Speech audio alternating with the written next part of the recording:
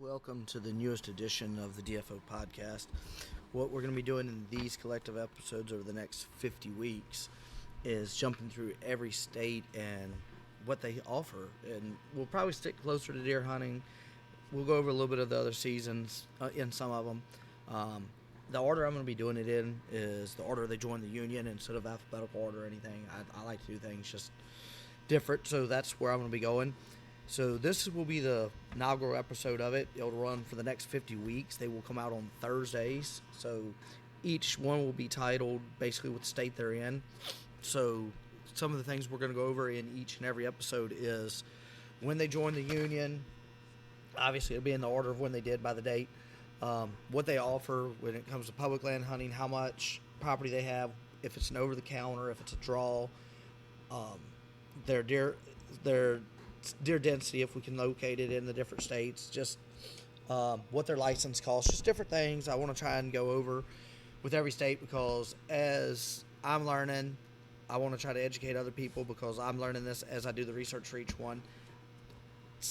If you know more about what I'm doing than I'm doing on those states, then reach out and let us know the things are correct in them, because I'm finding everything I can. Some of the stuff can be a little bit confusing, so we're going to go from there. And that's how this is going to work over the next 50 weeks. Hope y'all enjoy it. I've researched several of them so far, and I enjoyed myself trying to learn more about each state. Thanks. Delta Lodge Outdoors. This is your view of every state from more like a 30,000 viewpoint. Welcome back to the fourth episode of States Edition DFO podcast. Today we're jumping into Georgia, which became a state on January the 2nd, 1788. We're recording this one on January the 1st of 2025. So tomorrow is their state anniversary. That's pretty cool. So Georgia was a fun one to research. They've got a lot of public land. Their over-the-counter price, from what I could gather, wasn't too bad, and they have a very liberal season. A lot of deer and a lot of property to hunt. If you're a public land guy, you're looking at right around 1 million acres of public land to go hunt in the state of Georgia. And Georgia's got everywhere from hill country to swampland bottoms. They've got a little bit of everything, so could be some very fun hunting. It's definitely on my list, and like I said, I'll do one next year where it talks about top 10 places. It's top 10 producing states, and probably followed up by my top 10 that I want to hunt, or that I've hunted by at that point. So we'll go with that. So jumping into Georgia, we're looking at 1 million, a little over 1 million acres of public land, and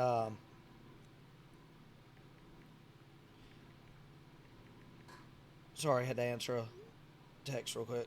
So a little over 1 million acres of public land. Their over-the-counter tags are $325. The 2024 deer season in Georgia has multiple dates based on the type of equipment and weather. So I don't know if they strictly start on this date every year, or if it's just that's a Saturday, or however it works out. Because every state does things different. Take Louisiana and Oklahoma are October the 1st, no matter what it falls on. Some states are, they might open on the second Saturday of the year. So, 2024 dates for Georgia was September 14th. So I would assume that it's going to be the second Saturday of the year of September every year. So it'd be September 13th for 25.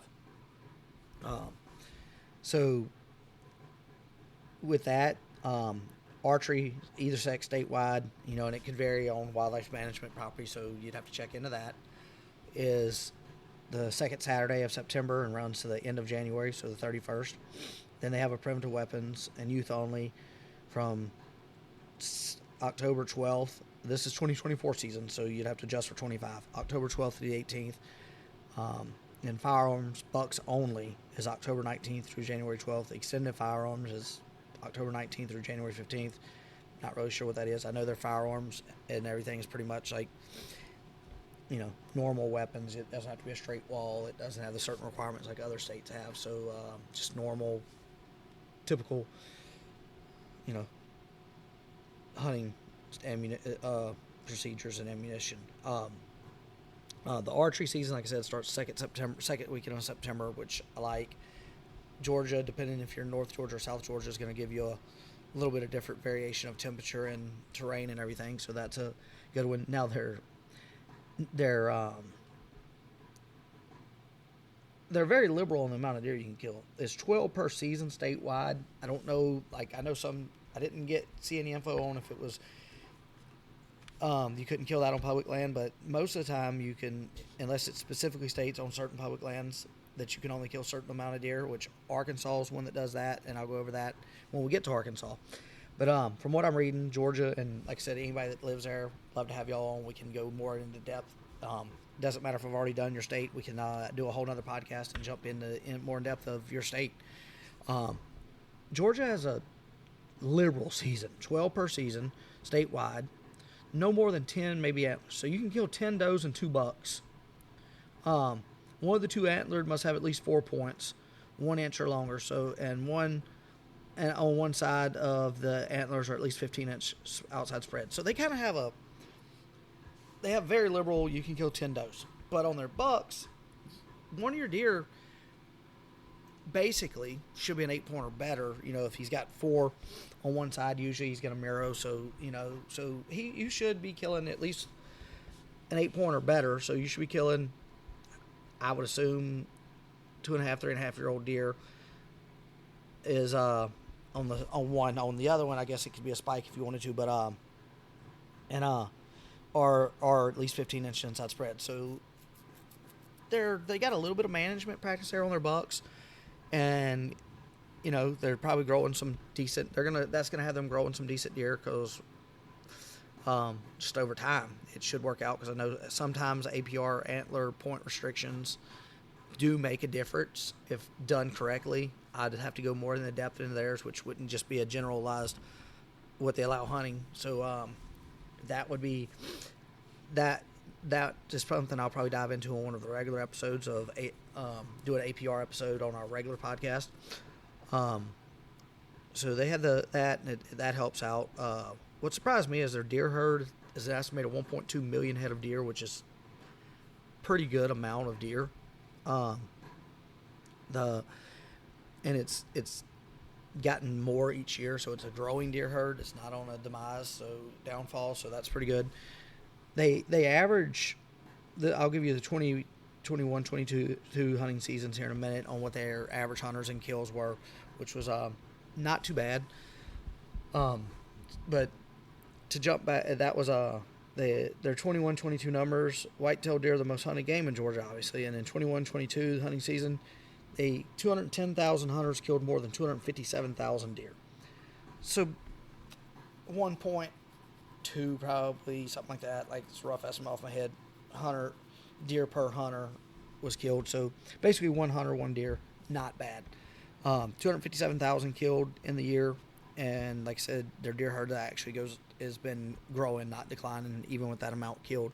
So it gets into a potential of having way more deer than they can control, so that's why they have the liberal season. They do a 12 per season. Georgia is going to be one of the states that I definitely hit.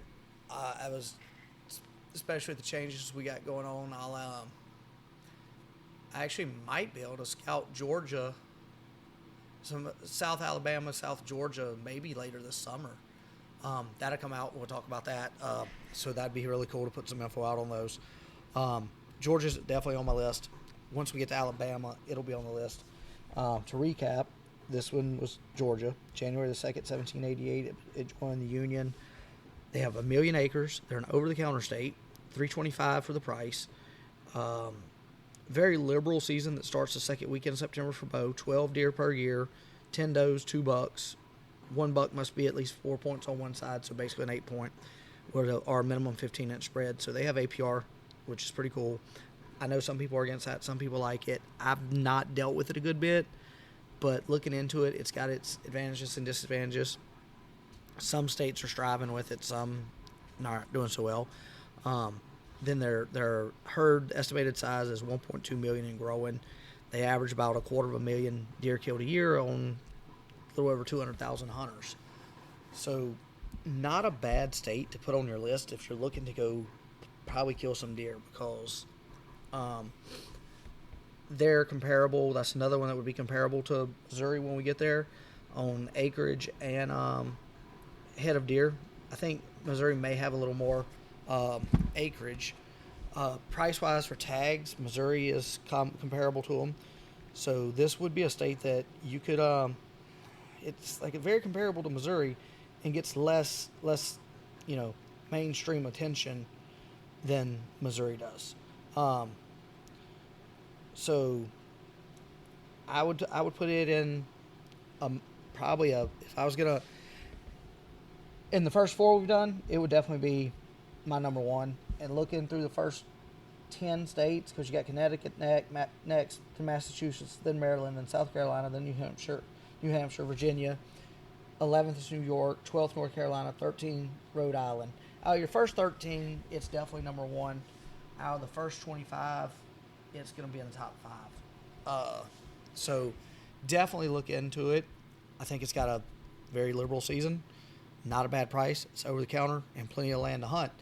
And 210,000 hunters, 1 million acres of public land, and those 210,000 do not hunt public land the entire time.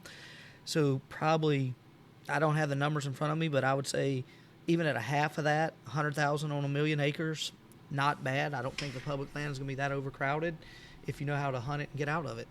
I believe it's a good state to put on that list. Thank y'all. This is episode 4. Episode 5 will be Connecticut. So look forward to keep doing these. Y'all stay tuned. Julius Craig, Delta Lodge Outdoors, State Edition.